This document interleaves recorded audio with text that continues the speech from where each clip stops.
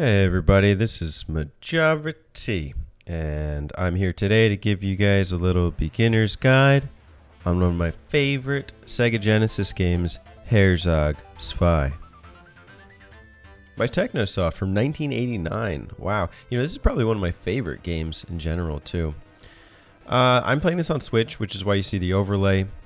But this is just a very general introduction. There's 8 maps here. I'm going to use Vulcan for the purposes of this guide.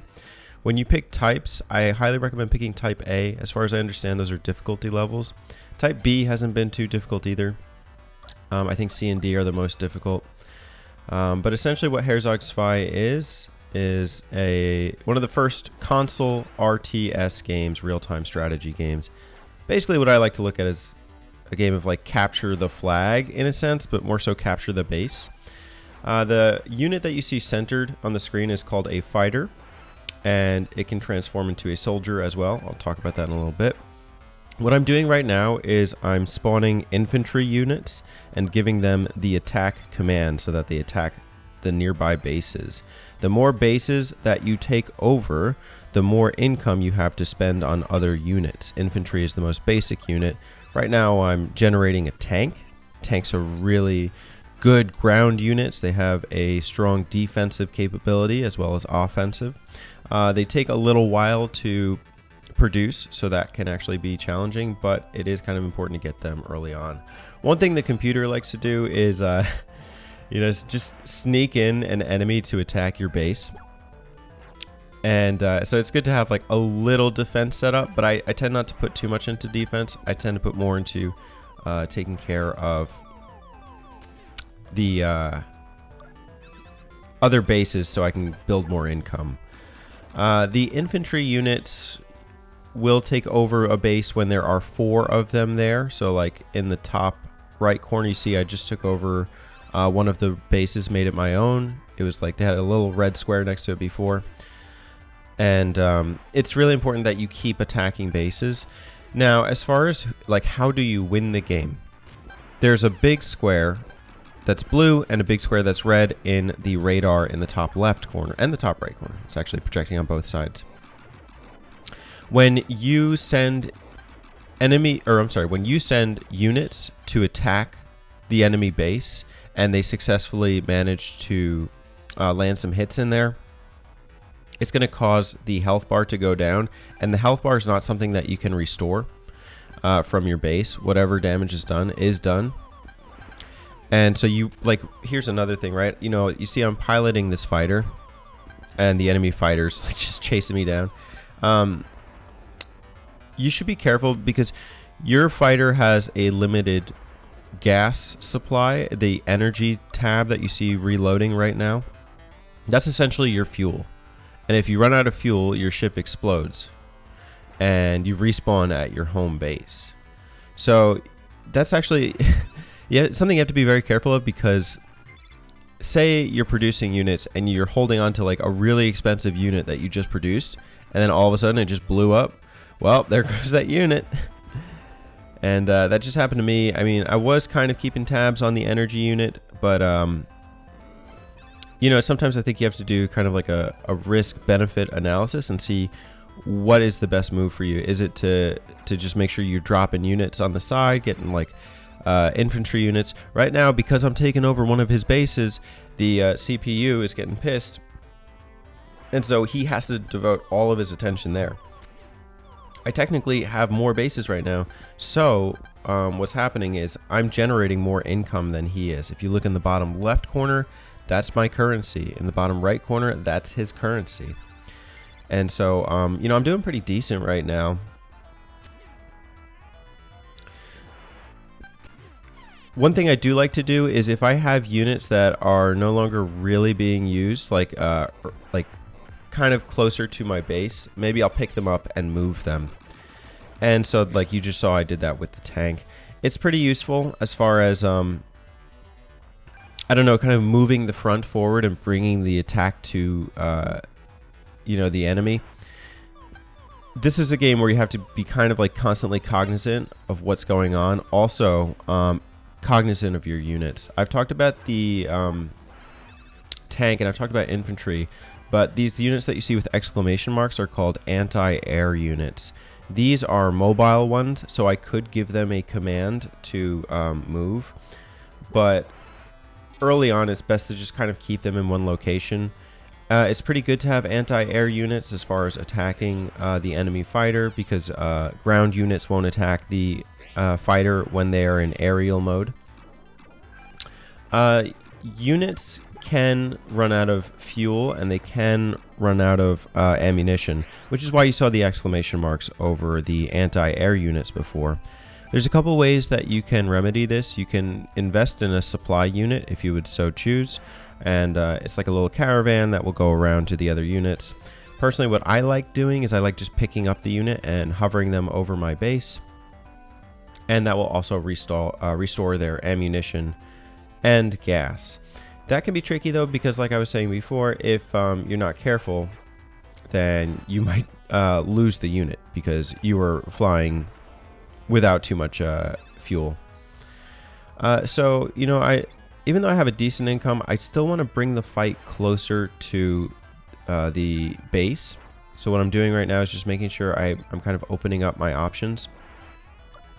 The closer that you are to the enemy's base, the better chance you'll have to attack it, and also to attack his well-defended areas.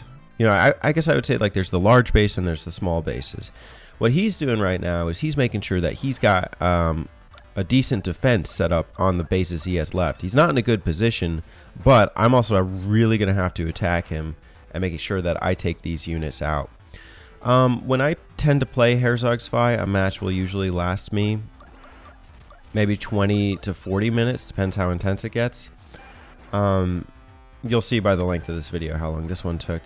But, you know, it's a game where you really can't, like, even though some units take a while to produce, maybe like upwards of 10-15 seconds, it's not a game where you can just kind of idle by and like just be eating.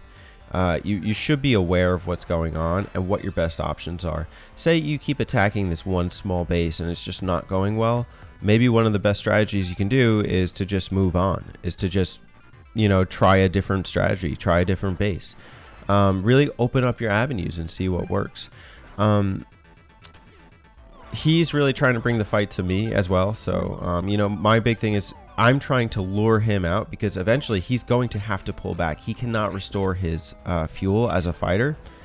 And I think he just exploded because he didn't have enough fuel, and he respawned at the base. So that kind of worked out in my favor. It's also a good strategy if you want to lure out the enemy fighter and you have a couple of your anti-air units set up so that when you're luring him back, he'll actually be on the receiving end of damage for it as well.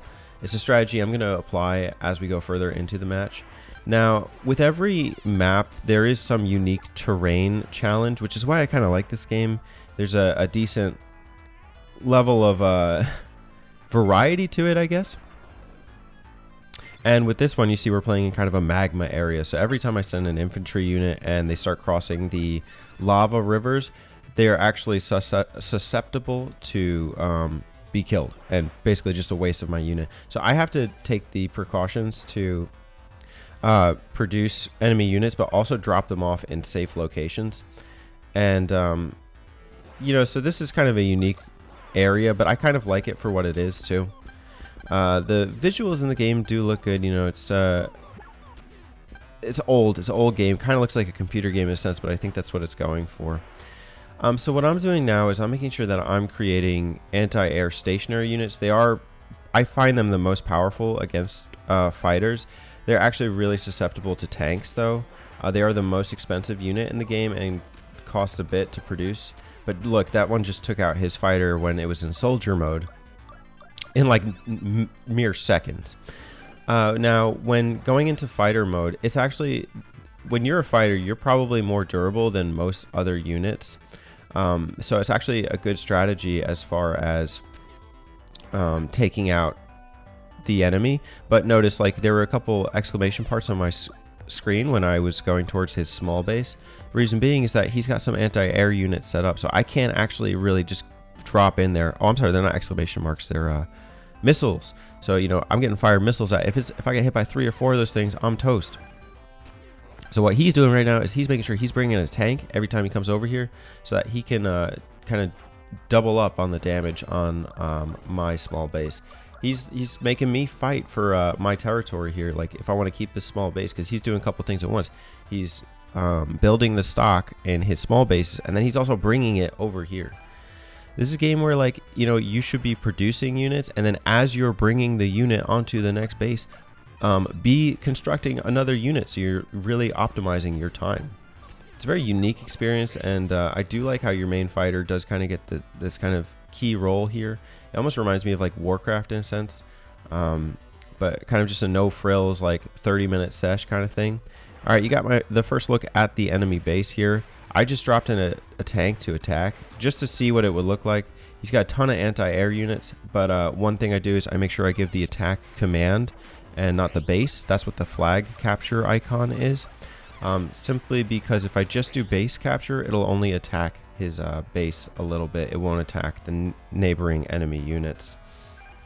There are a couple other commands that you can give, like defend the outpost, or like primary goal is to attack the base. But that one I find is mostly I don't use it because the only units that can take over a base are infantry. If you send like a motorcycle or an anti-air or a tank, it's not going to take over the base. One thing I'm not particularly crazy about is as you're producing these units like the tank, etc., and you give them the attack command, once it's like done doing its job, like you just saw over there, it was just like posted up doing nothing.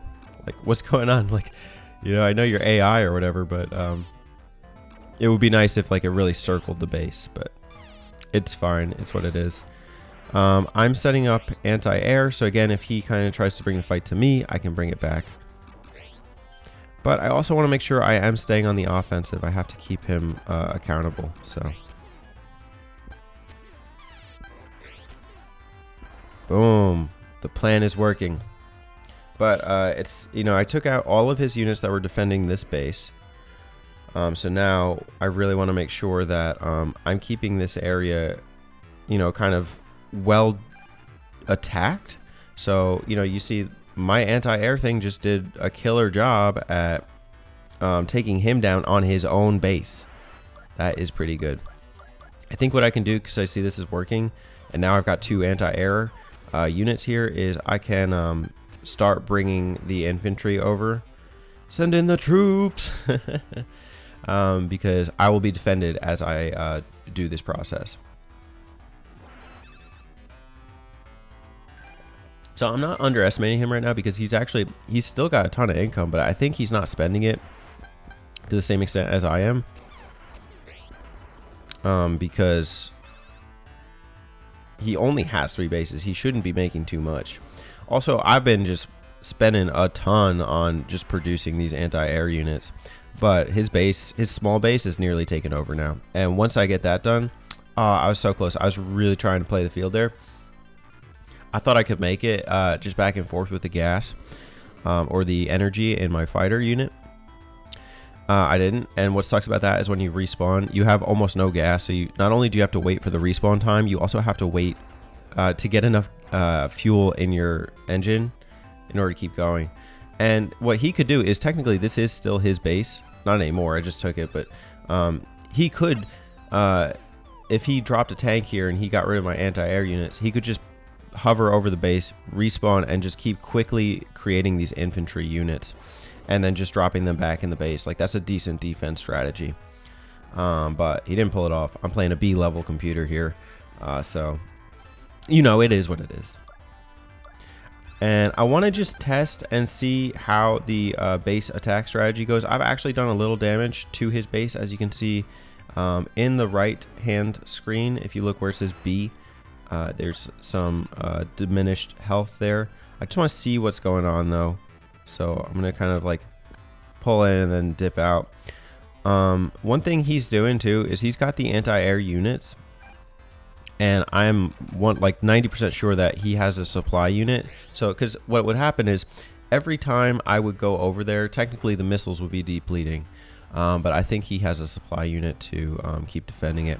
What I'm going to do is I'm going to see if I can keep bringing the fight to him, or have him bring the fight to me and then take him out while he's doing it. And I'll keep producing units in the meantime.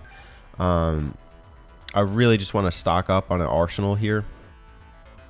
But again, I would like to just take out some of these anti-air units. Those missile things, they only attack air.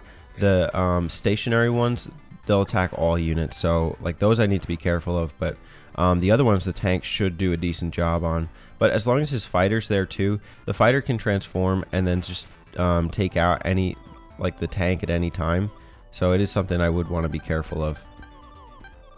He's out of his element right now though. He's as a close duel. Duel.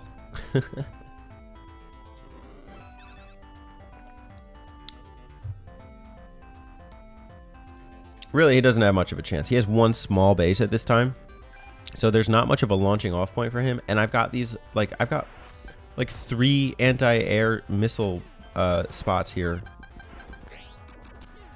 So even though I wasn't there to protect that area and he just dropped in a tank, the units held it down. You have to be comfortable with losing some units. Like, it will happen. I just lost a tank there. But almost all of my anti-air units stayed the course. Decent strategy here is also to put a tank in front of the anti-air units, because yes, they do good damage, but they are so fragile compared to like the tank. The tank is just you know, a beast. He has so many anti-air units by his base though. I really do need to be careful. It is important to kind of assess, like, what are your launching off points to his base. Mine is like not as close as it could be. He does have a base that is closer. That would be just, if I could take that, it would be phenomenal as far as you know, launching units into battle. But again, what I was saying before is like I'm gonna gradually move my units up closer as I can get away with it, as I really keep producing tanks and anti-aircraft.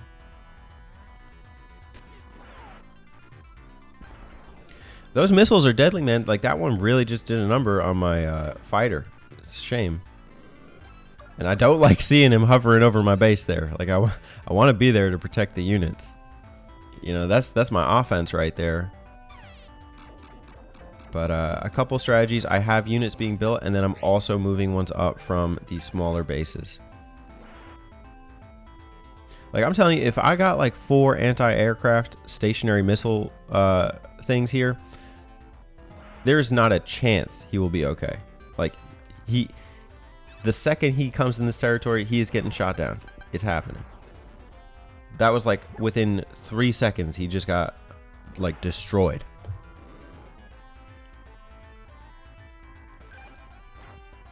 And if I can keep his fighter to keep being destroyed, then what I can do is I can sneak units in so that he's not destroying them at his base as they're attacking his base.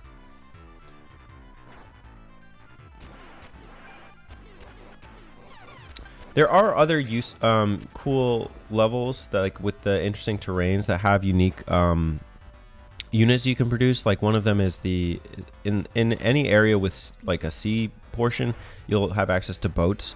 I'm not, like, there's not much room to talk about that in this level, but you know, one thing that the enemy will do is like send a boat in to attack your base.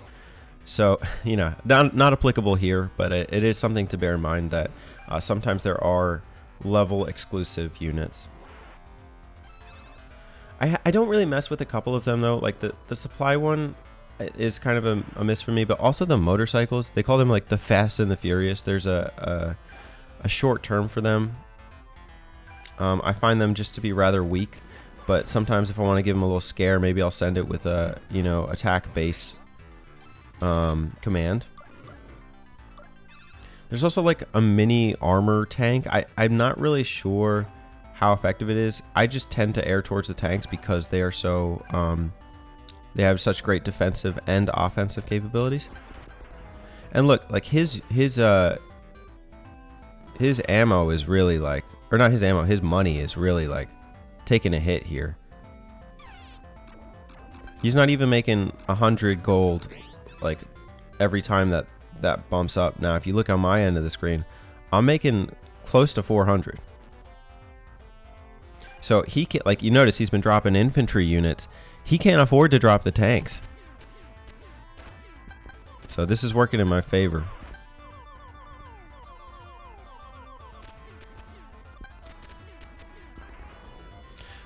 I hate when he does the bumper cars thing, though, because I'm really just trying to get enough fuel to make it through the level. But it doesn't matter because, you know, I do manage to keep getting a tank in there to keep withering his base defenses away. Or the units that are defending his base, rather. And all the while, he's getting destroyed by my anti-aircraft as well. One thing that does happen is sometimes your units will get in the way of... like, if you have a stationary unit, it will get in the way of... like, base attack commands or attack commands. So, it's just you should be mindful to, like, kind of look and see what's happening when you're dropping these units. My tanks are going south, but they are making it to the base, so it's okay for now.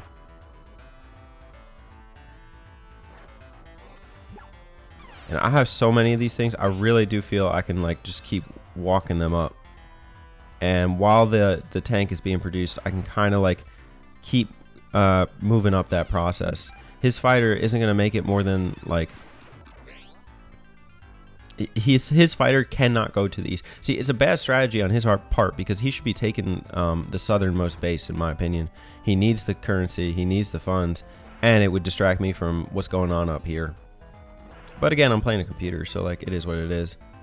It's funny, though. Like, I wouldn't think I would enjoy playing the computer in, like, RTS. I don't know. It's weird. I really do enjoy it. It's not like playing chess against the computer. Like, I feel like every time I play chess against the computer knows exactly what to do. So I don't have fun playing chess against the computer. But this game, like, it's actually a decent competition, especially for its time. Like 1989, I'm like, it's really good, and it works surprisingly well with the controller. I don't find it to be daunting or overwhelming. I think if I did try the C or D level, it might be. But at A or B, it's very much manageable for the player. And we're coming in a home stretch here. I've sent in a couple with the base attack command, and I just snuck one behind the base. I think I also sent one in from the side. So look at his base damage wither. You can see it in the right-hand screen, but you can also see it in the icon at the top of the screen that says B. Yeah, he's toast.